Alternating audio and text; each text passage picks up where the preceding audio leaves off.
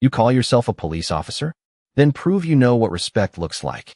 The words never left her lips, but they seemed to hang in the cool morning air as Officer Daniel Mercer strode toward the dark gray SUV stopped beside the curb outside the downtown precinct. Rush hour had already filled the streets of Fairmont with impatient drivers, rumbling delivery trucks, and the distant wail of sirens weaving through the city. A light breeze carried the smell of fresh coffee from the cafe across the street, while the first rays of sunlight reflected off rows of polished patrol cars parked outside headquarters. Daniel adjusted the brim of his uniform cap and glanced at the woman sitting calmly behind the steering wheel. She was black, dressed in a navy blazer instead of a police uniform, her posture straight, her expression composed. A leather credential holder rested against her jacket, barely visible beneath the seat belt. Daniel's eyes narrowed before he even spoke. To him, everything about the scene looked wrong.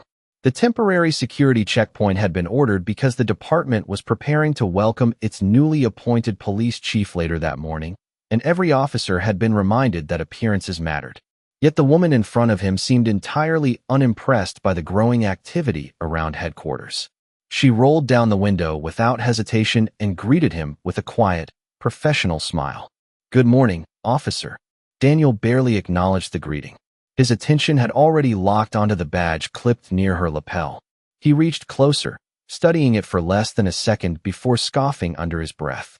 "Where'd you get this?" he asked sharply. The woman answered with the same calm voice. "It's mine." Several officers standing nearby looked over as Daniel let out a short laugh.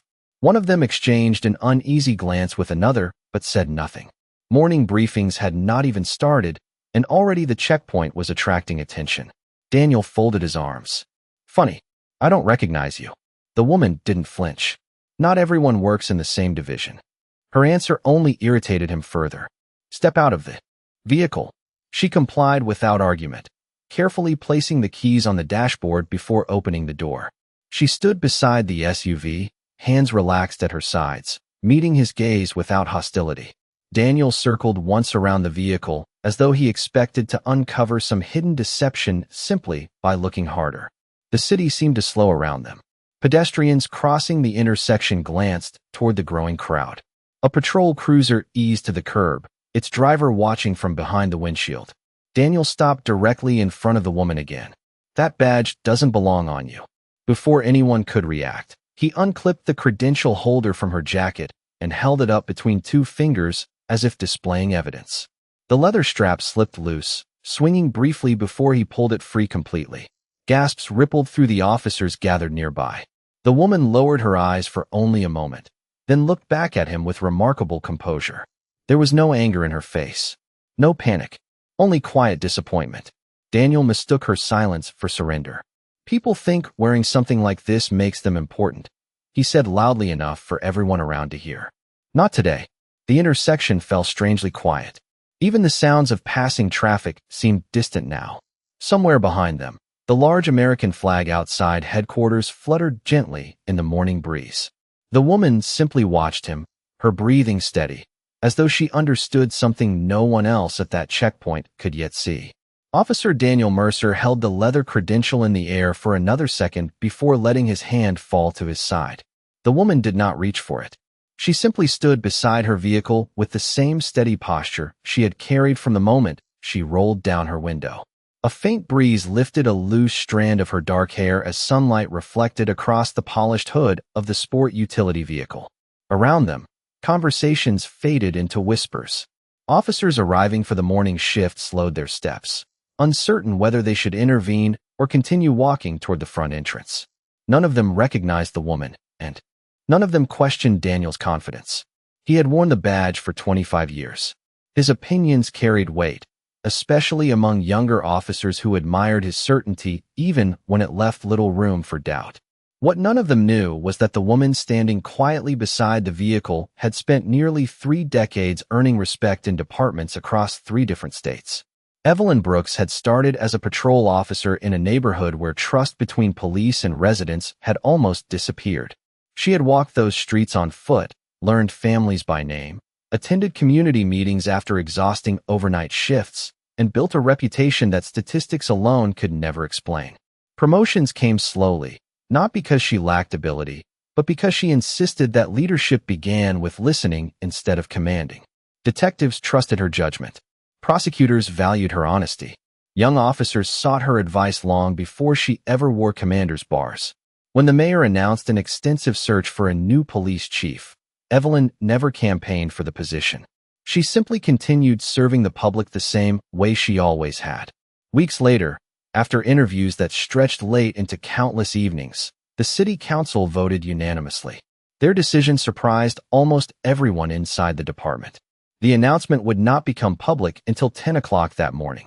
Even fewer people knew that Evelyn herself had made one unusual request. She wanted to arrive alone, without a ceremonial escort, without flashing lights, and without advance introductions. She believed the department revealed its true character when no one realized they were being observed. The mayor reluctantly agreed. Her only instruction had been simple: see the department exactly as it is before anyone knows who you are. That was why she drove her own vehicle instead of riding in an official motorcade. That was why she wore a simple navy blazer instead of a dress uniform covered with insignia. She wanted first impressions built on everyday conduct rather than titles. Daniel had unknowingly become the very first officer she encountered that morning. He glanced once more at the credential in his hand before shaking his head with visible disappointment. People think a piece of leather can make them somebody, he muttered to the officers gathering behind him. A few nodded without speaking. Evelyn remained composed. She neither corrected him nor revealed her identity. Instead, she looked toward the stone facade of headquarters rising behind the checkpoint. American flags moved gently above the entrance while workers arranged rows of folding chairs for a ceremony that had not yet begun. Somewhere inside that building, a conference room waited for its newest leader. Outside, that leader quietly watched the culture she had been entrusted to guide unfold one decision at a time. Daniel Mercer had always believed that experience was the same thing as wisdom. 25 years behind the badge had taught him to trust his instincts before paperwork, first impressions before explanations, and confidence before questions. Around the precinct, younger officers admired him for making quick decisions. Supervisors appreciated that he rarely hesitated. But somewhere along the way, certainty had quietly become assumption, and assumption had slowly replaced curiosity.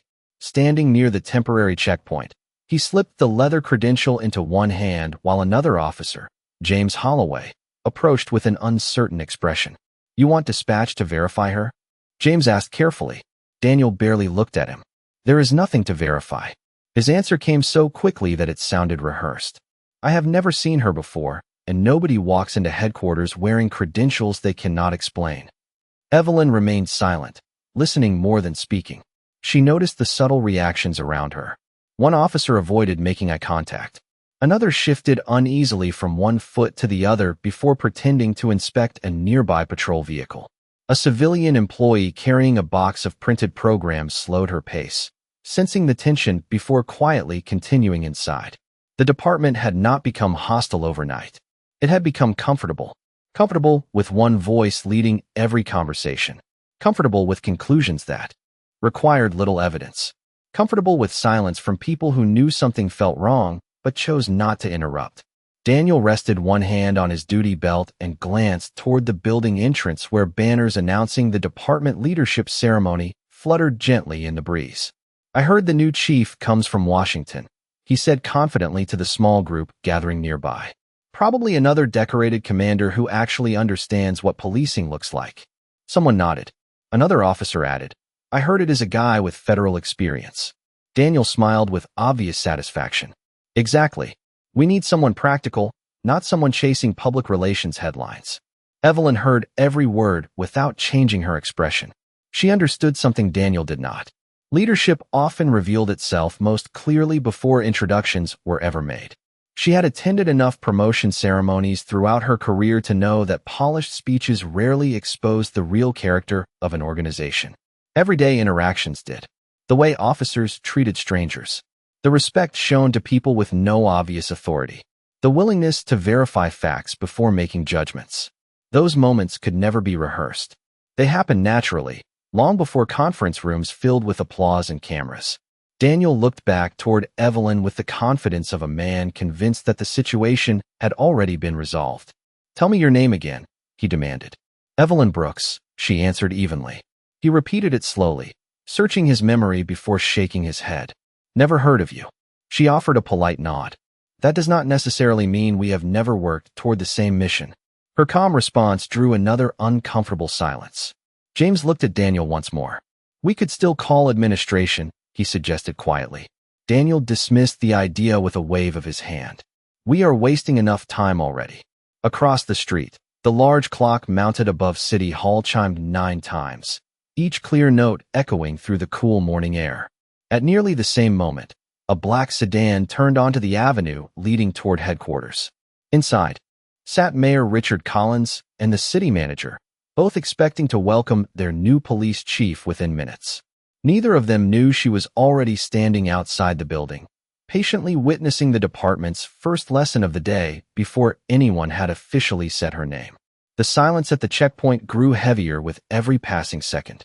Officers who had originally intended to walk inside now lingered along the sidewalk, pretending to organize equipment or review paperwork while quietly watching the unfolding encounter.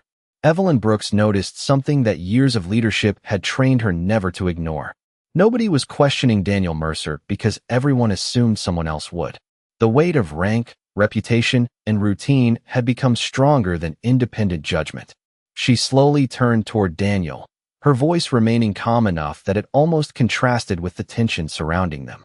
Officer Mercer, I respectfully ask that you contact Administrative Services or Dispatch to verify my credentials before making any further decisions. Her tone carried no accusation. It was measured, professional, and entirely free of emotion. Daniel answered with a dry laugh that several nearby officers forced themselves to echo. You are giving me instructions now? He asked.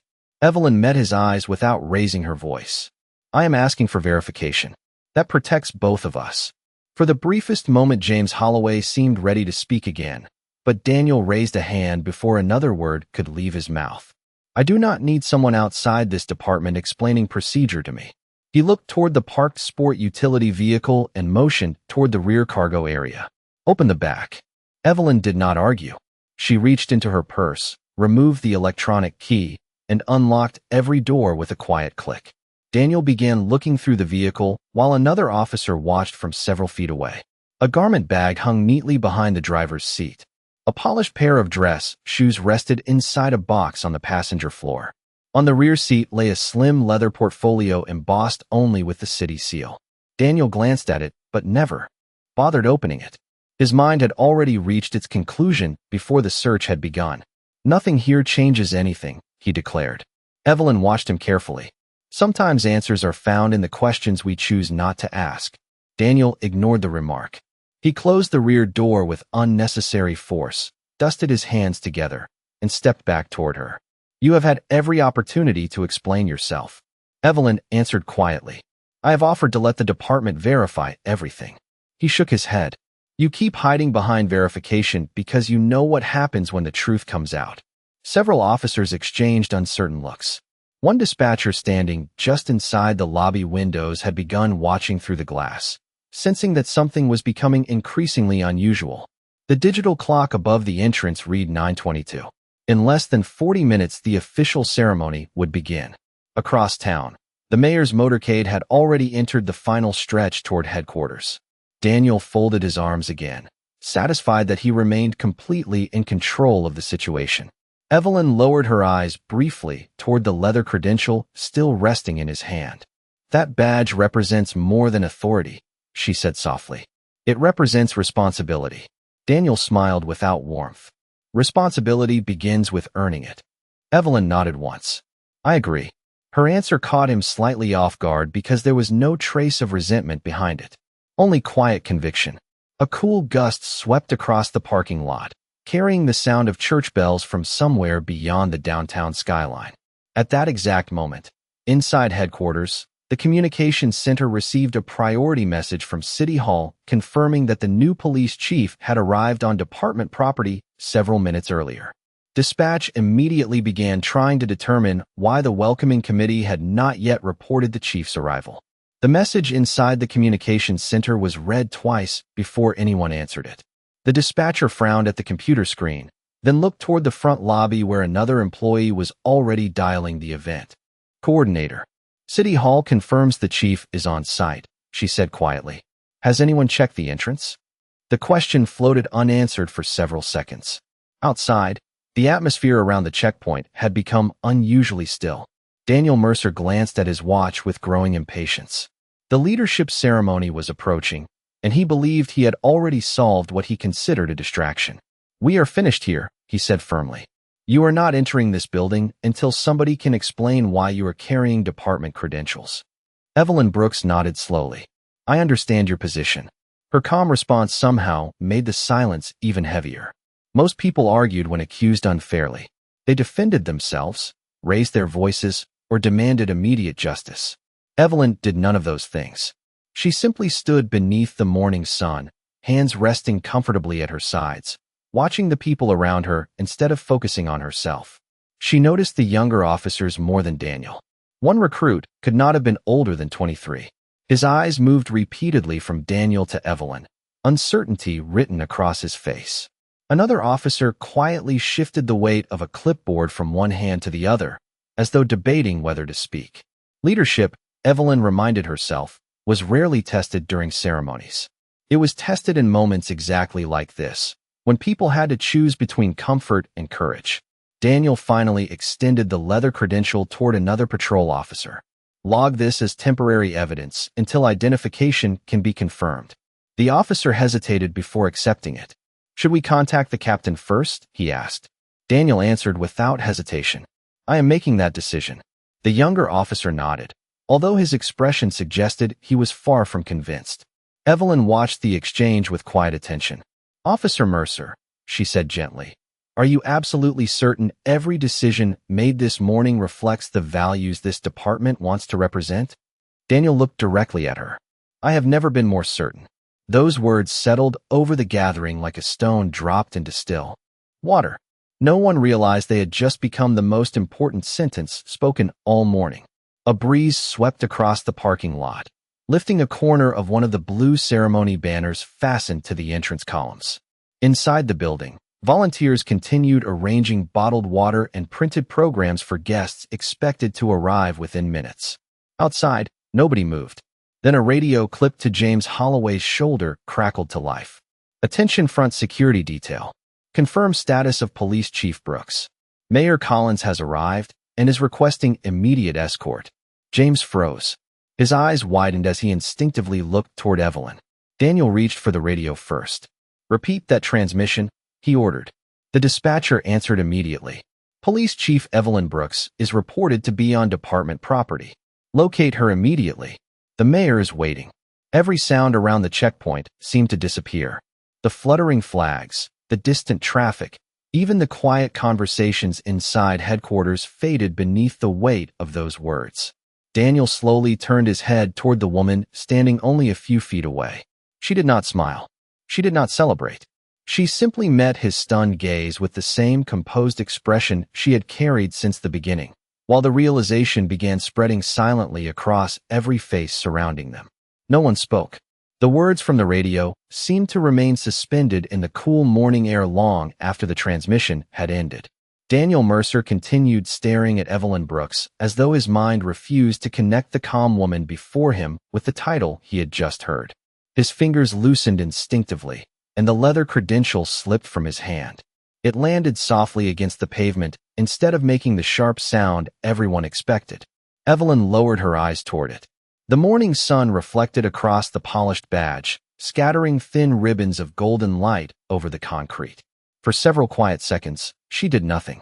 She simply looked at the emblem that had represented nearly 30 years of service, sacrifice, and responsibility.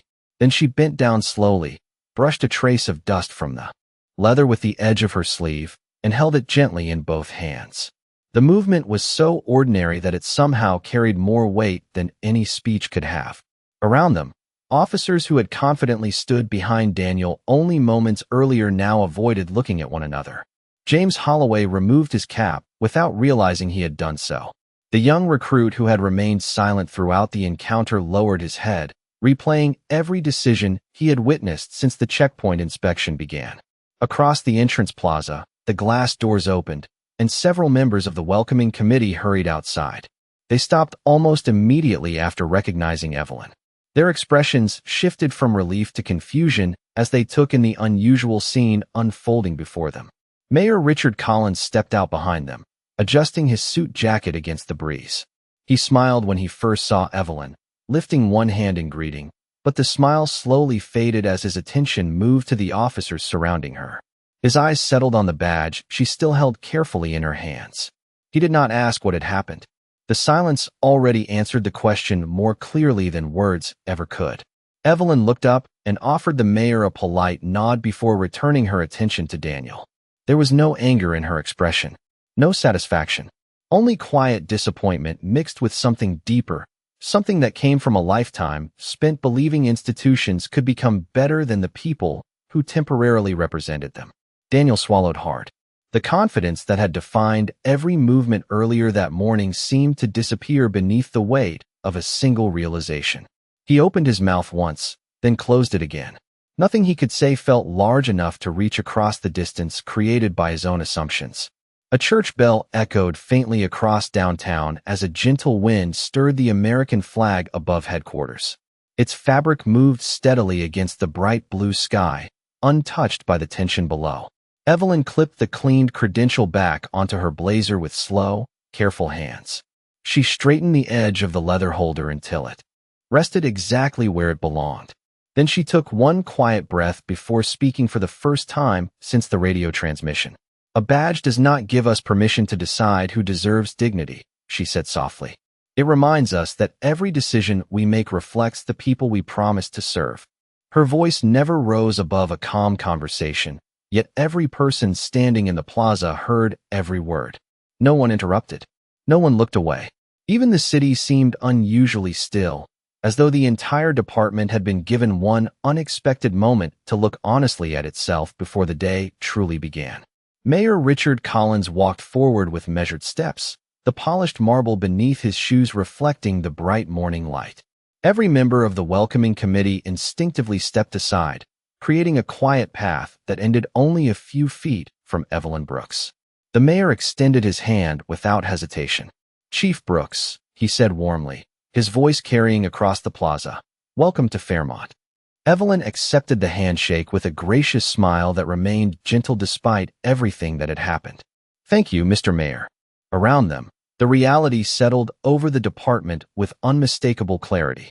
Officers who had spent weeks preparing for the arrival of their new leader realized they had already met her. More importantly, she had already met them. Daniel Mercer stood perfectly still, his face drained of the certainty that had guided him only minutes before. Then the city manager approached carrying a slim leather folder.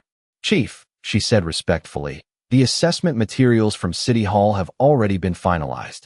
We were waiting for your observations from this morning before the ceremony." Several officers exchanged startled glances. Daniel looked up slowly. "Assessment," he repeated almost under his breath. The city manager nodded.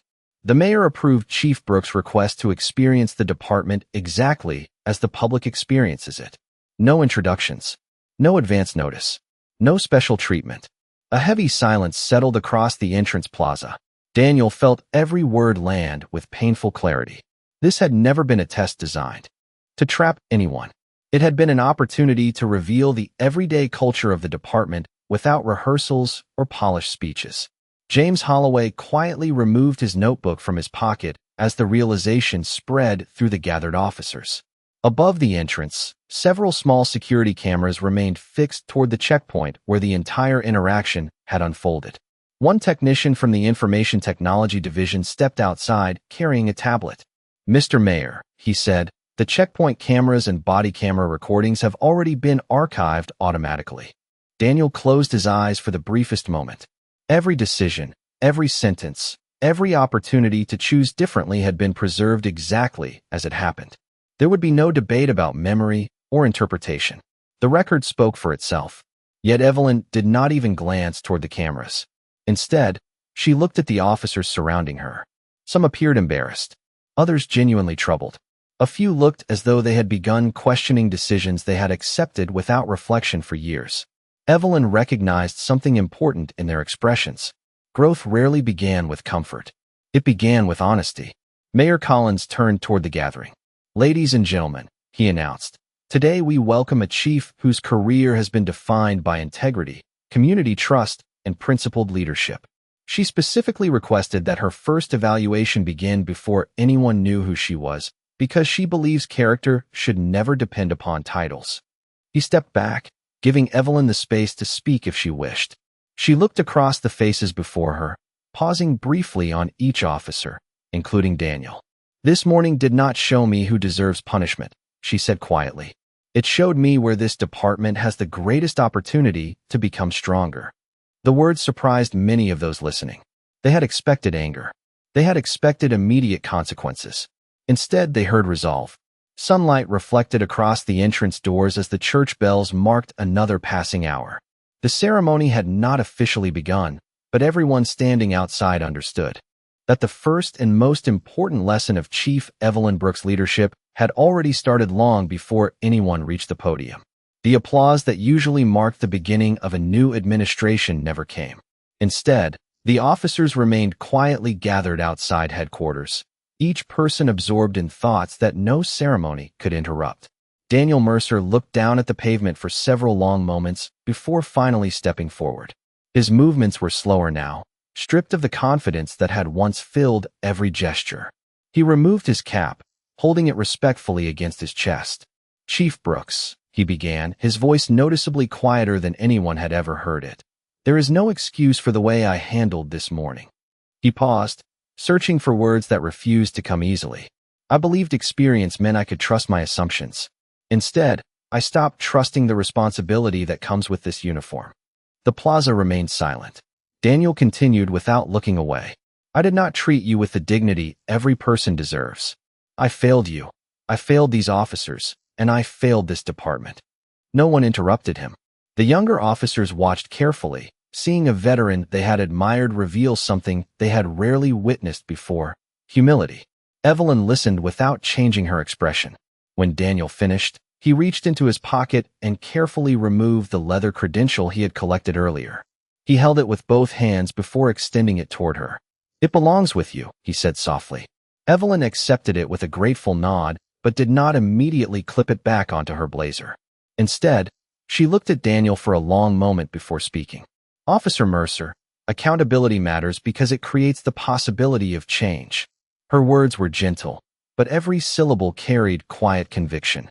"If today ends with humiliation, then we have only repeated the mistake that brought us here." Daniel looked up, surprised. Many expected an immediate suspension or public reprimand. Even the mayor remained silent, allowing Evelyn to lead in the manner she believed was right. She continued, "Leadership is not measured by how quickly we remove people after failure. It is measured by whether we help them become the kind of public servants our communities deserve." Several officers exchanged thoughtful glances.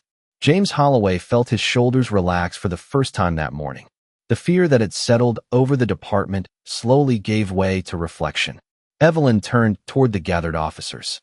"Every person standing here will make mistakes during a career. I certainly have. The question is never whether mistakes happen. The question is what happens after we recognize them." She paused briefly as a gentle breeze carried the scent of blooming trees from the small memorial garden beside headquarters.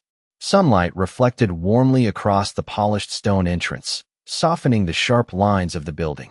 "Beginning today," she continued, "this department will strengthen its training in procedural fairness, respectful communication, and community trust.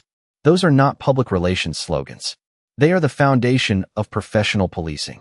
Mayor Collins smiled quietly, recognizing that the speech prepared for the ceremony inside was no longer necessary. The real address had already been delivered outside, without a podium or prepared remarks. Daniel nodded slowly, emotion visible in his eyes though he remained composed. "If you allow me to stay," he said, "I will spend every remaining day of my career earning back the trust one damaged this morning." Evelyn finally clipped the credential back onto her blazer before offering a small, reassuring smile. "Then let today become the first day you begin doing exactly that." The weight that had filled the plaza since sunrise seemed to lift almost imperceptibly, replaced not by celebration, but by something far more lasting. the quiet hope that people willing to face the truth could still choose to become better than they had been the day before.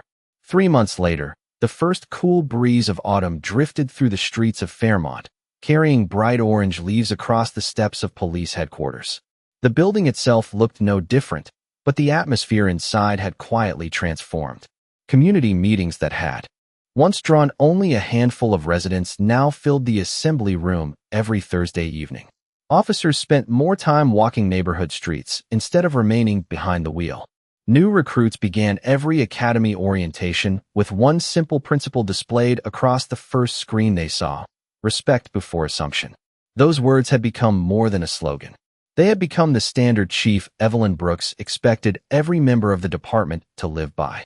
Daniel Mercer stood near the front entrance that morning, greeting visitors with the same calm professionalism he once reserved only for fellow officers. Experience had not left him, but pride no longer spoke louder than patience. As a young patrol officer prepared to inspect a vehicle entering the parking area, Daniel noticed the recruit approaching with the same hurried confidence he himself had carried for years. The driver was an elderly woman searching for directions to the records office. Before the young officer could interrupt her explanation, Daniel quietly placed a hand on his shoulder. "Take one more moment," he said gently. "Ask one more question before you make one more conclusion." The rookie paused, smiled politely, and introduced himself instead. Within seconds, the misunderstanding disappeared. The elderly woman thanked both officers before driving toward the visitor parking lot. Daniel watched her leave, a small smile crossing his face. He finally understood that respect rarely required extra time. It simply required intention. From the second-floor window overlooking the entrance plaza, Evelyn observed the brief interaction without saying a word. Warm sunlight spilled across her office floor, illuminating framed photographs of community events, youth programs, and neighborhood partnerships that had already begun replacing older displays focused only on statistics and awards. Her office door remained open, just as it did every morning. Officers walked in with ideas, concerns, and questions because they knew they would be heard before they were judged. James Holloway knocked lightly on the doorframe. "Chief," he said with a smile, "our community survey results came in." Evelyn accepted the folder and quietly reviewed the first page. Public confidence in the department had risen more than anyone predicted. Complaints involving discourteous conduct had steadily declined. Volunteer applications for neighborhood outreach programs had doubled. She closed the folder without triumph, only gratitude. Progress, she knew, was never measured by a single report. It was measured one conversation at a time, one decision at a time, one person choosing dignity over assumption at a time. Later that afternoon, as the American flag moved gently above headquarters beneath a cloudless blue sky, Daniel crossed the plaza carrying a stack of training manuals for the next academy class. He glanced toward the checkpoint where everything had begun months earlier. The concrete looked ordinary now. Cars passed without hesitation. Visitors entered with welcoming smiles instead of uncertainty. Nothing marked the place where one difficult morning had quietly changed an entire department, except the people who remembered it. Evelyn stepped outside just as the courthouse clock struck noon. Their eyes met briefly across the entrance. Daniel gave a respectful nod. Evelyn returned it with a warm smile before continuing toward a community meeting waiting across the street. Neither of them spoke. They did not need to. The gentle rustle of the flag above them, the steady rhythm of footsteps along the sidewalk, and the quiet confidence shared between neighbors and officers said everything words no longer had to explain. Sometimes the strongest badge was not the one pinned to a uniform. It was the character carried long after everyone stopped looking.